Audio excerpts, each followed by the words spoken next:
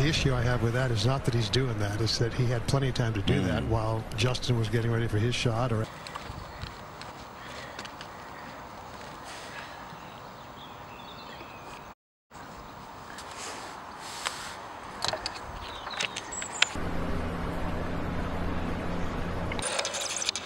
it's just like Adam's little pitch shot. It's going to be quick heading in that direction.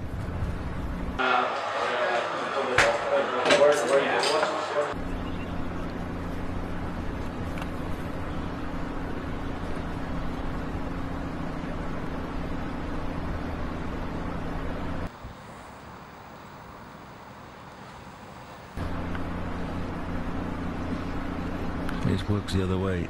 Is he coming back? Oh!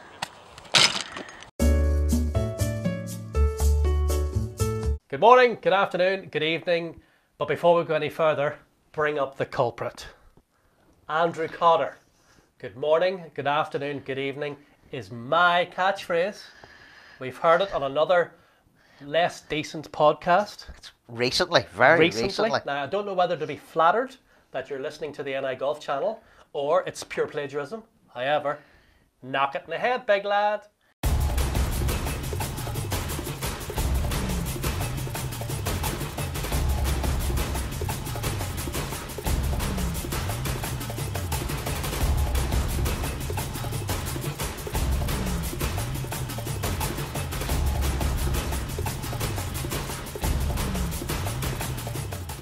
So, welcome to the Starter's Hut here at Hollywood Golf Club, our little home for the vlog. And before we go any further, there's been quite a few apologies over the last few weeks in the world of golf. We've had apologies about behaviour on the course. Yeah. We've had apologies from stingy players about how much they pay their caddies. And today, ladies and gentlemen, an apology from Paul Kelly. Official statement and everything.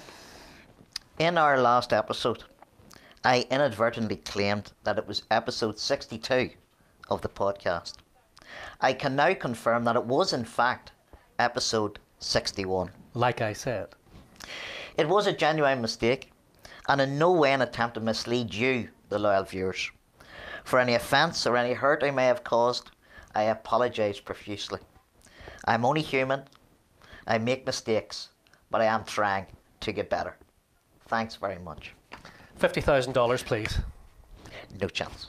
Right, on with the show and coming up on today's episode. So let's start with some of the videos that have been sent over the last few weeks. And Lurgan Golf Club, they've been on to us, they've been doing a wee bit of work. And they've freshened things up. Professional Peter Hanna shows us the work that's been done. And by the way, Peter will soon be installed as the new captain of the PGAs of the UK and Ireland. Alright, it's February the 14th and Valentine's Day. Probably should be at home cooking Lynn's dinner for just to give her a bit of a treat, but I'm afraid she doesn't like porridge in the evening, so taking a walk out here to see the new bunkers that the green staff have actually repaired in the last couple of weeks. So we're on the 12th, the par 3. If you recall, the bunker used to be straight across the front of the green. They've now reshaped that completely and done away with the big high bank. I remember the hole whenever we were kids, and it was a very, very steep, difficult bunker to get out of. So now it's a lot more user friendly. In fact, you quite possibly can now run the ball onto the green. So completely different shape green here, and the bunker as well at the back has also been changed. On over to hit a few. As well as that, they've actually put some of this new white sand into it, so we'll get in and hit a shot out of it and see how it feels. Definitely looks much better. Bunker's a lot flatter now as well, so hopefully a little easier to get out of. Getting in there, hit it through. So yeah, nice crisp sand, so you can get in and hit it nice and firm out of it. It's through, so hopefully it'll make this hole a little easier for some. Irish Junior Open Supremo Michael Gallagher sent us this video following the conclusion of the Flowgas Winter Series at Portmarnock Links. Overall winner was Galgorm Castle's Parker Bonet. His prize, a day at Royal Portrush, playing alongside Gary Murphy and Cormac Sharvin. What a prize for a wee fella. Yeah. Class. Irish Junior Open website for more details of their spring-summer events.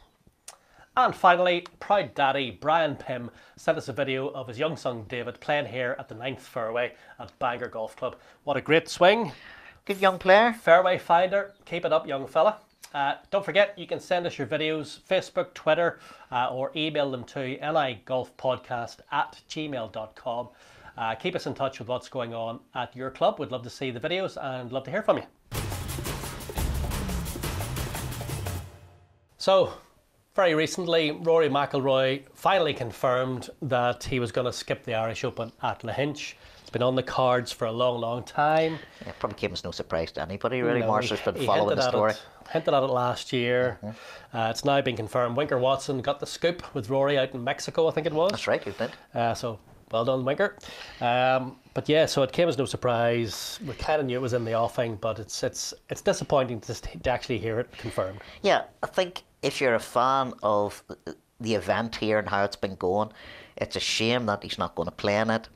It's disappointing for Lahinch, for everybody at Lahinch, first and foremost, because he is still the biggest draw.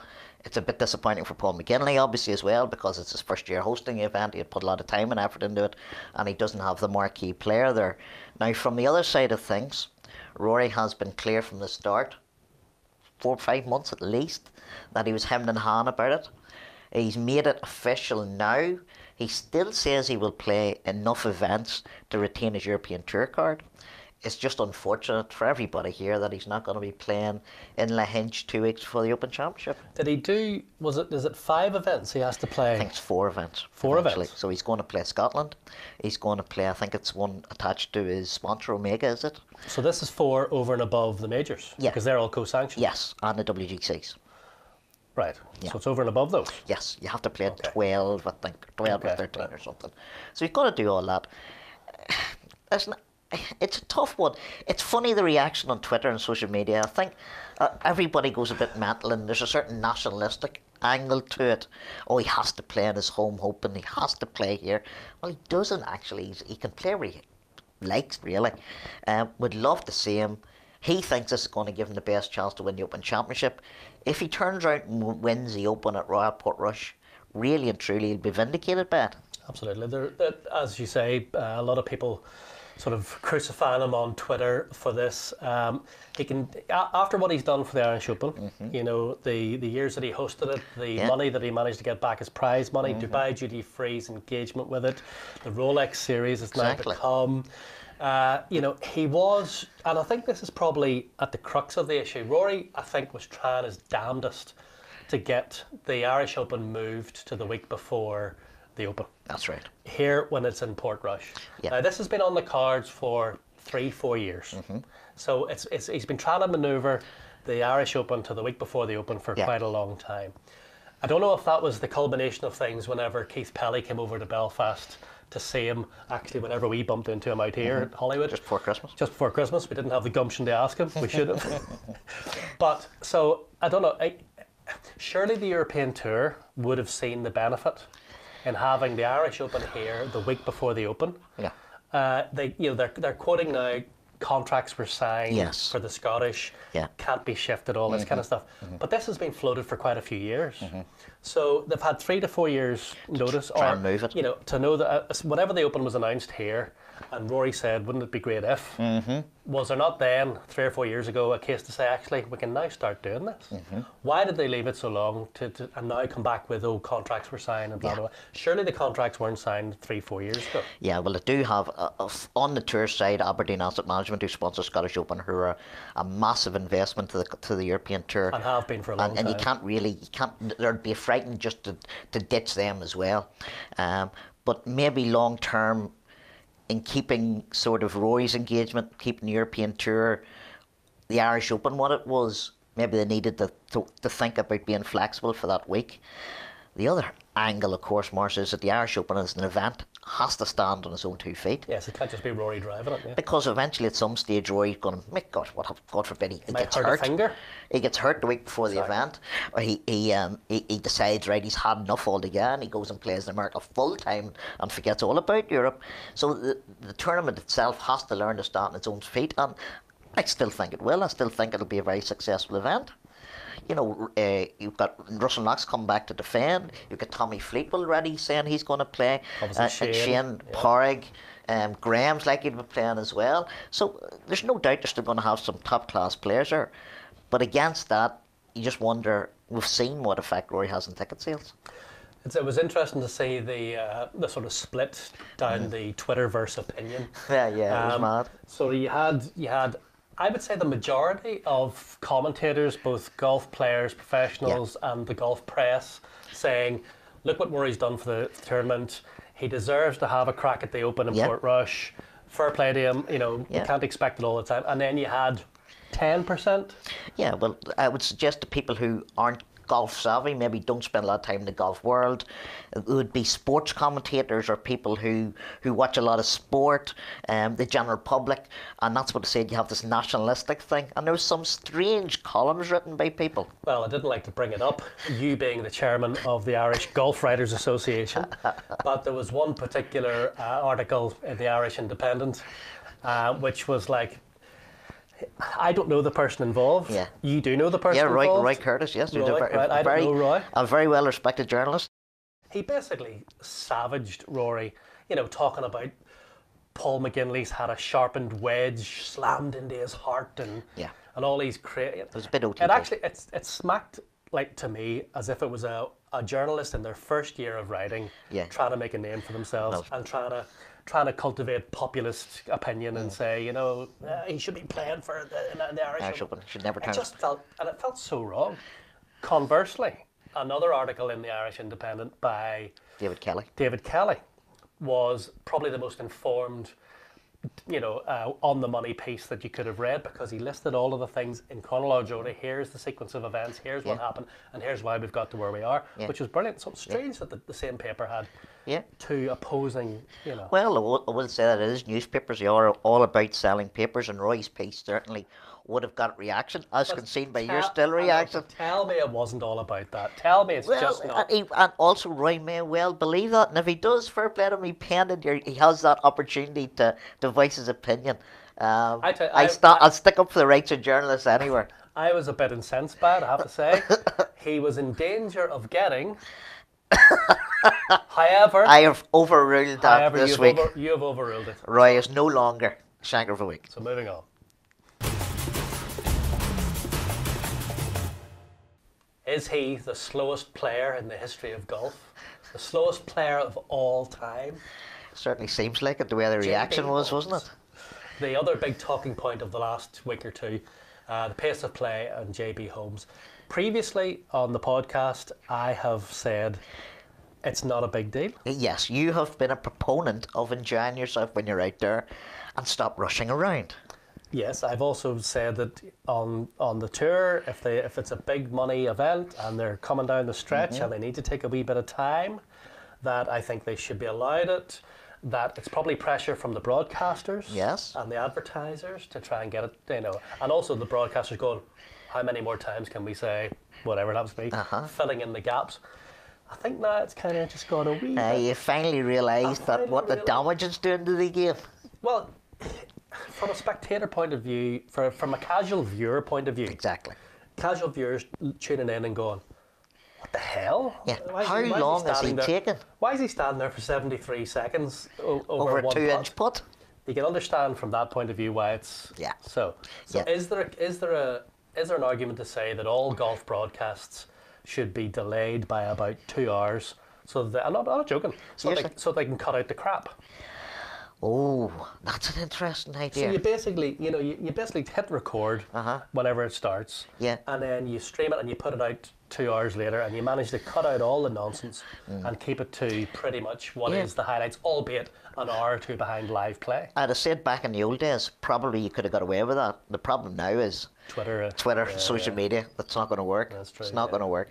And also your broadcaster and your advertisers are looking sort of instant reaction, instant feedback. So JB won the Genesis Open, and fair play to him. However, the final round took something in the region of 5.5 hours. And on more than one occasion, JB was called out, and by the way, he was called out by the commentators there, which is so unusual for his slow play. He's not the only player doing it. Our friend Bryson DeChambeau, more about him later, at the Dubai Desert Classic was also taking so long over shots. The problem, Morris, for me is it's a form of gamesmanship. But is it? Yes. No, it is a form of gamesmanship. I don't think so. If you're playing with me, right, and you know I like to play at a decent pace, and you start slowing down. Right, who was he out with in the final round? He was out with, I think it was Matt Kuchar, and I think it was Justin Thomas. Right, well, Justin Thomas in particular is quick. He's quick, yeah. And Matt will play along at his own pace as well, right? Yeah. And I don't care who you are. If you're waiting and waiting and waiting, it will affect how you play the game. Do you really think it's basically that? It's it can be. gamesmanship? It is a form of gamesmanship. I'm convinced it is. Now, I don't know why he's deliberately doing it and thinking I'm going to slow them down. But regardless of how you approach it, it is a form of gamesmanship. He was pretty unrepentant. He was. He was a wee bit repentant. He's unrepentant, and he's not the only one. And I tell you what, it's been mentioned, his pace of play has been mentioned in the past, so he's well known for what he's doing, and yet the tours won't get the grips. And I think Brooks Koepka recently was very, very strong on that.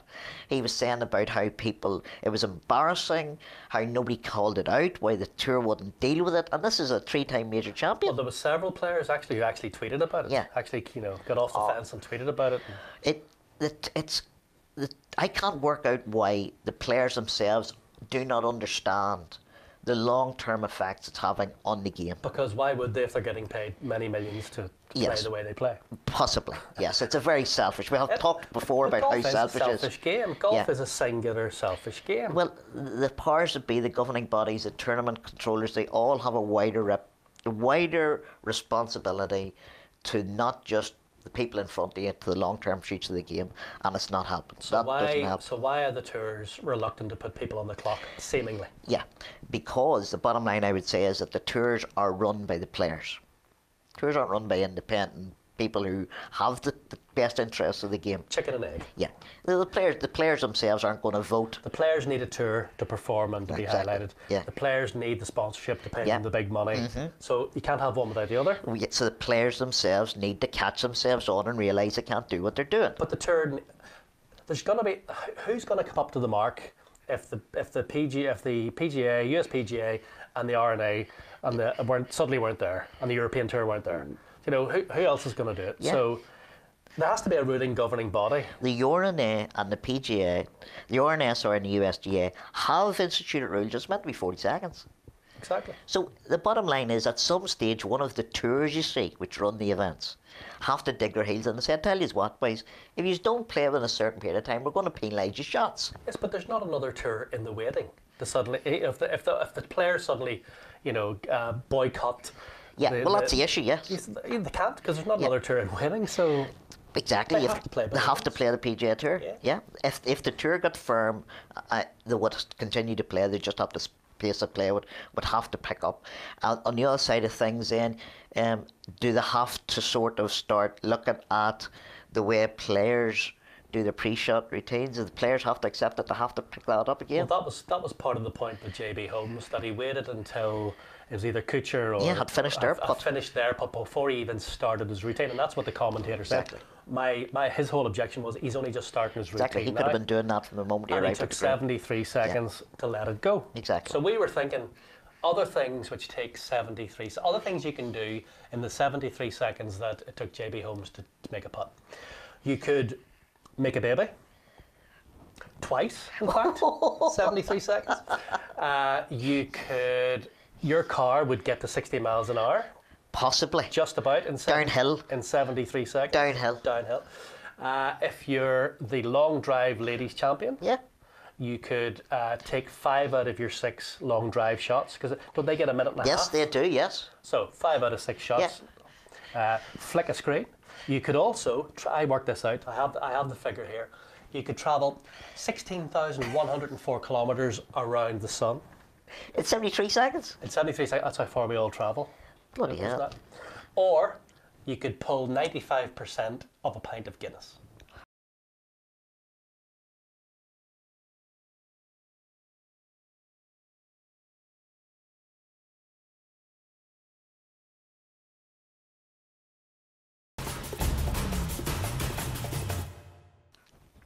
Three words: Bryson DeChambeau.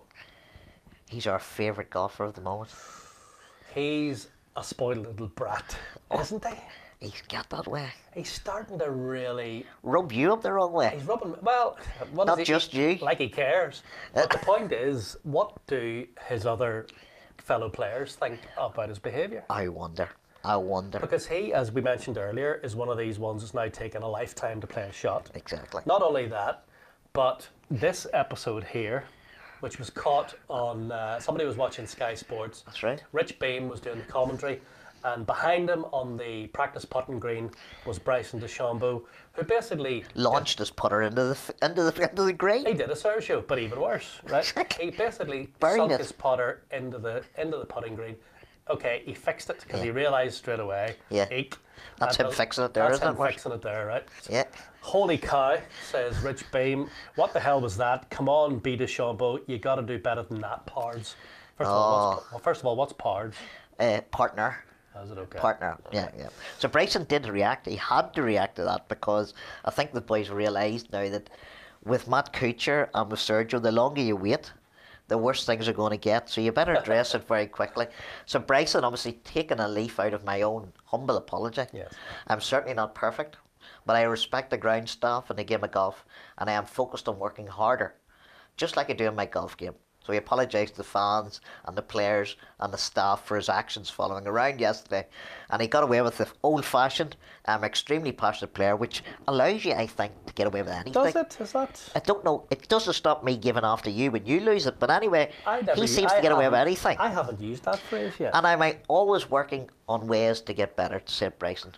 However, why was he not disqualified like Sergio was? This is the point. Why? Because the PGA Tour maybe don't have the cojones.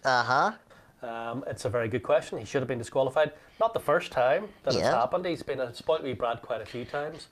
For example, just after that went up, then another tweet came in to say, "Hey Beamer, Nick, etc." The chunk he took a chunk out of a bunker at the Genesis Open. Looks like he got away with that one, and then the footage appeared as well. He was actually seen doing this stunk. Oh. You know. Oh.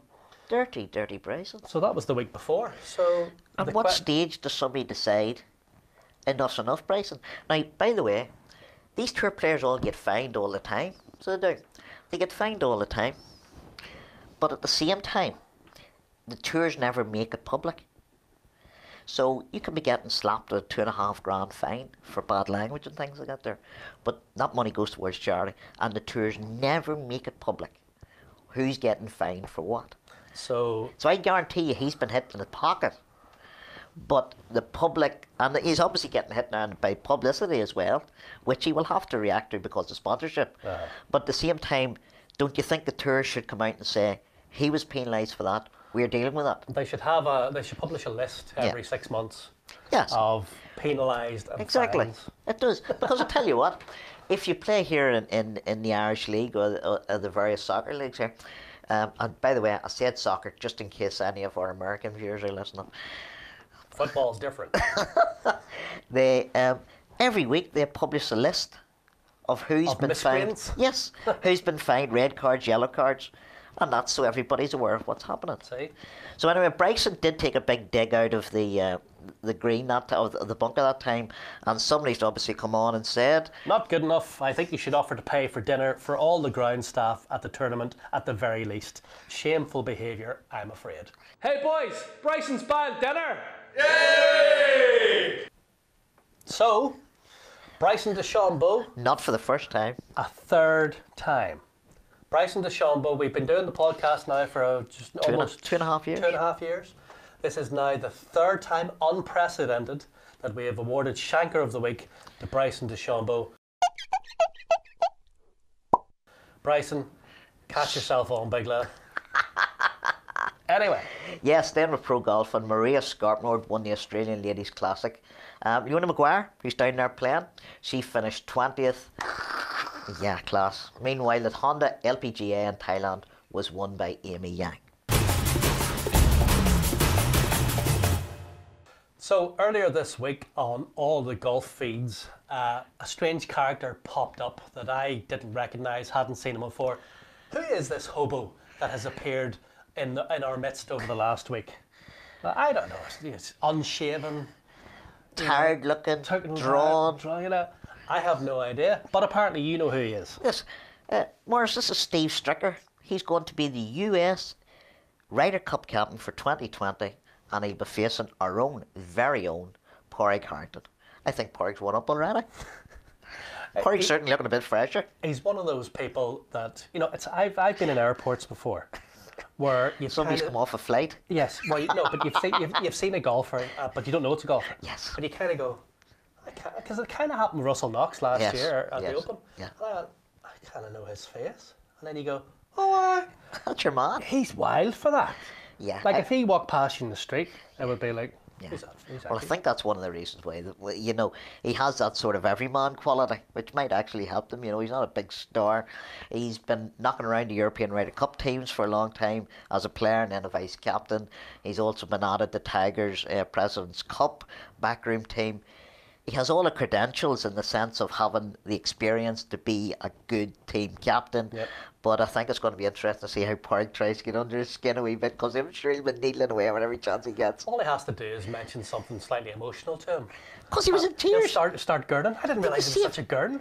It was the emotion of getting named as captain was nearly too much for him. So if Pádraig should say, what are you going to do, hey, when you get beat? Are you going to cry? You're going to cry like a big baby? I can't believe you just tried to mark Pádraig Harrington. That's a terrible impression. Apologies to Pádraig Harrington for that. We need to get Stephen P. Connolly to do a proper impression. That was terrible. Everywhere I look, I see stuff I don't like. Rules being broken, or generally ignored. Unraked bunkers. Pitch marks. Shorts above the knee. Ankle socks, novelty club head covers. It's all wrong, and it stinks. Not anymore. Not with my fragrance. Compliance. Made with sandalwood, and including flavours from some of my favourite crisps, and with over 10 millilitres of my actual sweat in every single bottle. Spray it on. Because rules aren't meant to be broken. Compliance. The scent of correctness. By the way, the first thing he's doing, he's talking about how he's going to change sort of his picks. So he's going to go with the 4 picks. And Pádraig, by the way, I think there's going to be an announcement. He might just go for 2. I know. And interesting, he's thinking about maybe doing away with some of the flexibility. I don't think that's a good idea, but I can't understand the thinking behind it, and who are we to question Pádraig's big thinking brain? on it. Yeah. Big brain. Yeah. But that has been in the mix for a while now. Yeah.